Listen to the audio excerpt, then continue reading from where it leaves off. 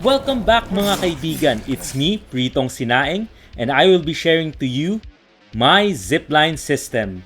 Alam kong pinag-usapan natin ito sa previous video, kaya for this video, ito mismo ang ating pag-uusapan. Bakit nga ba naisip kong importanteng i-share ito sa inyo? Don't worry, cause you'll soon find out. Pero bago ang lahat, don't forget to hit the like and subscribe button. Malaki ang mabibigay niyong tulong sa channel ko with just a few mouse clicks from you guys. With that out of the way, maaari na tayong mag-umpisa. Let's go!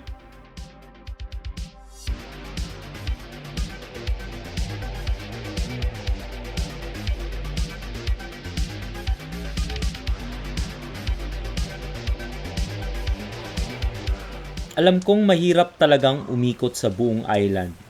Lalo na ang vitality meter ay mabilis mag-decay. Mamaya-maya gutom, uhaw, o pagod na ang ating character. It means, kung mababa ang vitality natin, we'll have less stamina to run around the map. Kahit meron pa tayong Night 5 unicycle, aside from kailangan ito ng batteries, mahirap ito i-maneuver lalo na kung uneven or rough ang dinadaanang terrain. So, paano natin ma-preserve ang vitality natin habang pumupunta tayo sa mga locations para mag-loot ng resources? Ta-ta-da-da! Introducing the zipline system. Let me demonstrate. Ako ay manggagaling sa ating bridge settlement from the previous video. Papunta tayo sa luxury bunker in the fastest way possible. With the zipline system, makakapag-travel ka sa mapa na hindi masyadong nade-drain ang vitality meter mo. Madalas na mababypass ang mga enemy hunting parties. Mas mabilis ito kaysa sa running speed ng character mo. At mas marami pa kayong madadaan ng spawn areas ng mga resources in one whole in-game day. Mahirap bang paniwalaan? Well, sit back and relax and watch how we travel through the zipline system. Or you can just skip to the next timestamp.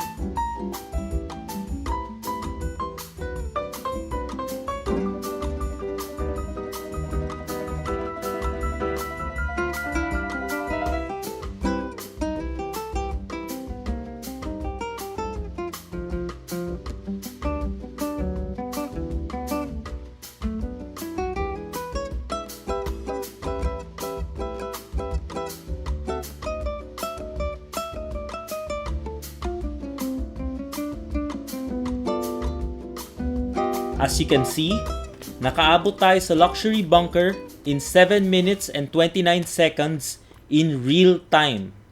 At ang lahat ng ito ay posible kapag nakuha nyo na ang rope gun. No! God! No! God, please, no! No! I know, medyo mahirap talaga lumusob sa mga caves.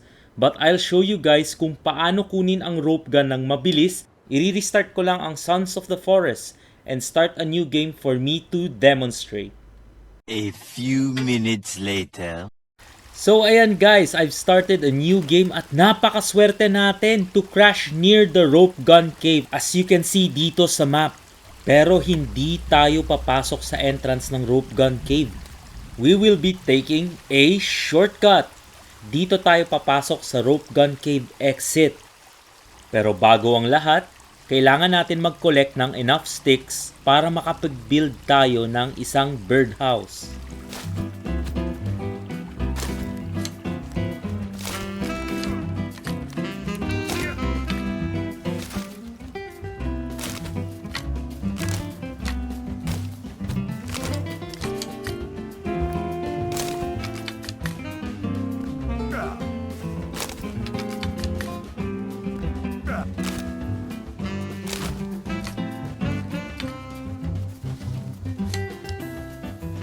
So ayan, ready na tayong lumusob sa rope gun cave exit. Saan nga ba yung exit na to? Ayun, sa wakas, nahanap din natin yung exit. Kunwari, hindi ako sumilip sa Google, no? Kunwari, hindi ako sumilip sa Sons of the Forest map. So ayan guys, once na pumasok na kayo sa exit, we will be building the birdhouse kaagad since kailangan natin kunin yung rope gun ng mabilis. Alam ko kasing may dalawang twins na naghihintay sa atin dito. So ayan, kapag na-build nyo na, hold C kaagad para ma-relocate natin ito. Nako, narinig ko na sila. Oh my god, oh my god, oh my god. Ang lapit nun.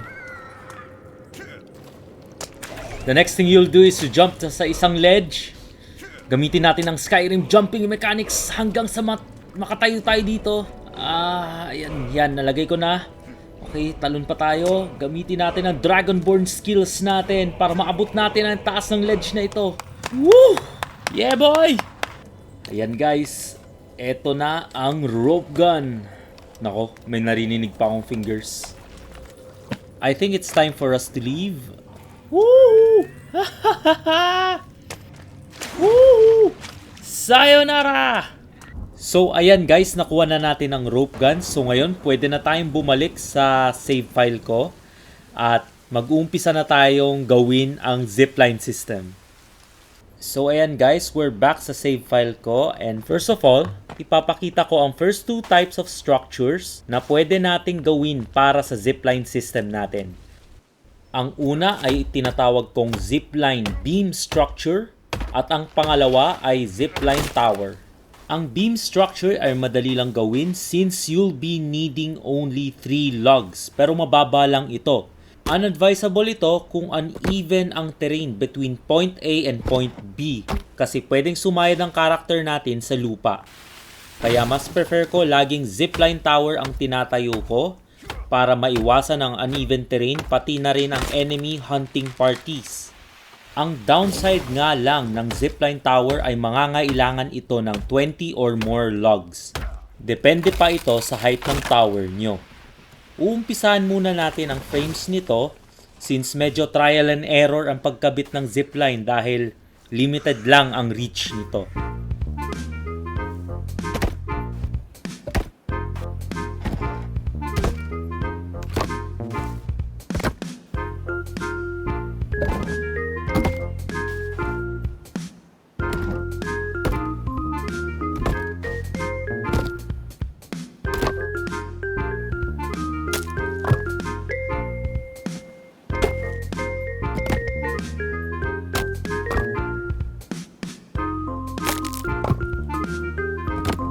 So ayan mga kaibigan, nabuo na natin ang frames ng zipline beam structure at ang zipline tower natin.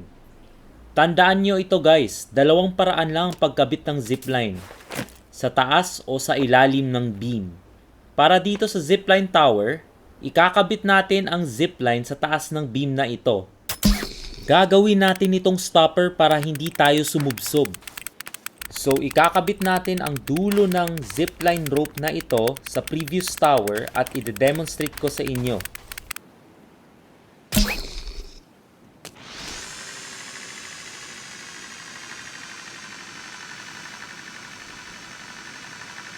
Ayan, nakita nyong tinigil ang karakter natin sa beam at hindi tayo sumubsob. Knowing that the zipline rope reached the other tower, now we can finish building the zipline tower. There are some instances that I built zipline towers without testing the zipline rope and failed. So I think na mas safe to have the rope tested muna para hindi ka mabaliw.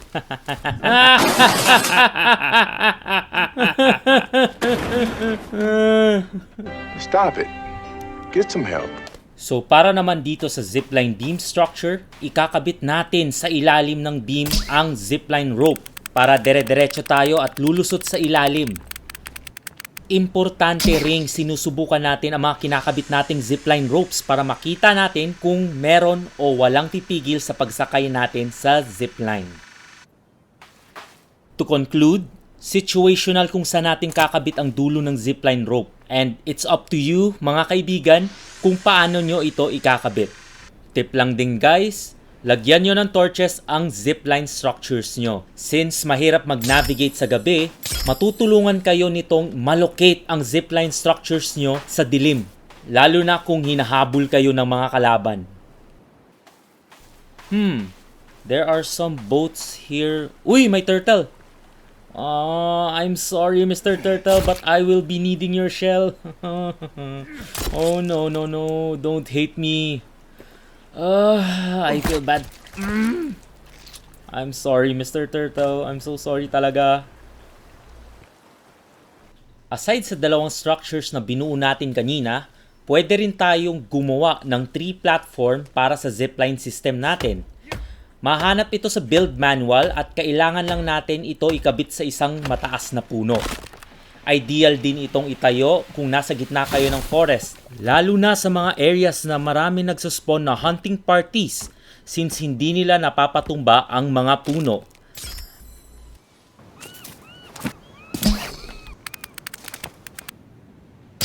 So ayan mga kaibigan, susubukan natin kung walang obstacles na nakaharang sa ating zipline.